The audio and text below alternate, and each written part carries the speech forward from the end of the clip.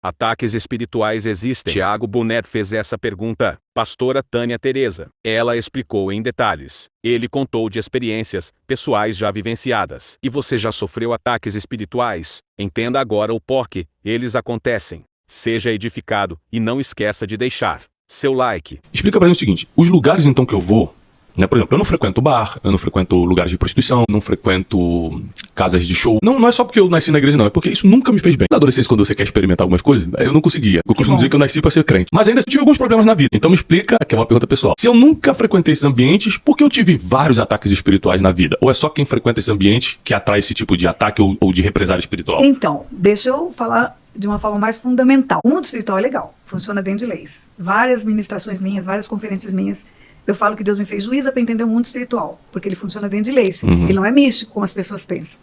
E tem duas leis que regem a abertura de portas para ataques espirituais. Primeiro, a lei da responsabilidade. A alma que pecar, essa morrerá. O pecado dá uma responsabilidade pessoal, a porta é aberta pela pessoa e ela pessoalmente sofre consequências da porta que abriu. Mas existe uma outra lei, que é a lei da herança. Está grafada nos 10 mandamentos. Visitarei a iniquidade dos pais nos filhos, até a 3ª e 4ª geração. Então, muitos ataques espirituais são oriundos de legados geracionais, de heranças espirituais. E a Bíblia do Gênesis ao Apocalipse tem essa informação. Começando desde o começo da Bíblia. Noé, separado por Deus para fazer uma nova humanidade. Deus manda o dilúvio para fazer extermínio de todos os homens que vieram antes.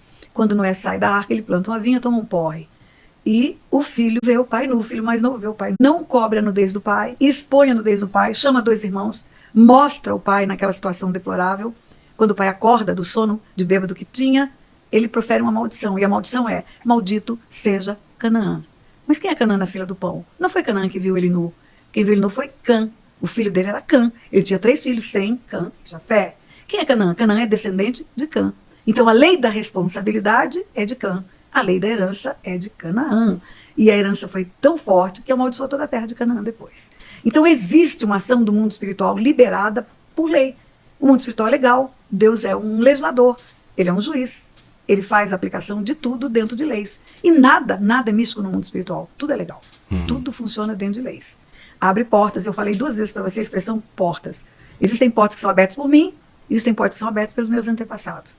Numa probabilidade, não é ciência exata, 30% dos problemas espirituais que temos decorrem das heranças espirituais, de legados geracionais. 70% das minhas escolhas erradas. Então, quando as portas foram abertas pelos meus antepassados e eu não ajo de forma a fechar essas portas, eu replico o que eles fizeram, eu pratico a mesma coisa, que é a tal da raiz da iniquidade que brota em geração em geração em geração, eu vou abrir portas pessoais. Aí junto meus 70% com os 30% que recebeu, 100% na mão do cão para fazer o que quiser na minha vida. Uma pergunta pessoal de novo. O contrário também funciona? Por exemplo, você falou que 30% é o legado, né? Se os pais abriram... Aproximadamente, não é número exato. É lógico. Não é uma estatística, não é uma matemática, mas aproximadamente 30% do que a gente vive é um legado espiritual. A senhora está falando de coisa de portas espirituais para maldições, etc. Para bênçãos também, isso que eu ia perguntar. Sem dúvida nenhuma. Porque meus pais, por exemplo, eles eu lembro quando eu era criança, eu dormia com eles orando por mim. Sem dúvida nenhuma. Tem muita coisa que aconteceu na minha vida, não tem explicação, então é deles. Exatamente. Então eu vou dizer para você, essa oração dos seus pais, a vida com Deus deles, a cobertura que eles fizeram sobre sua vida, foram a base para construir o que você tem hoje no mundo espiritual. Não tenha dúvida disso. São os 30% iniciais para depois, com as minhas escolhas, eu construir os outros 70%. Exatamente. Muito bom. Então, dentro dessa sua filosofia, o determinismo... Filosofia não, dessa lei espiritual. Curta e compartilhe.